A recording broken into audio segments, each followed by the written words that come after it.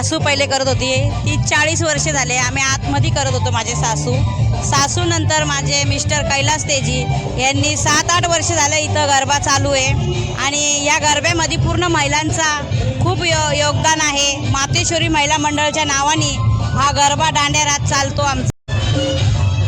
तुम्ही युवा पिढीसाठी काय संदेश देऊ इच्छिता?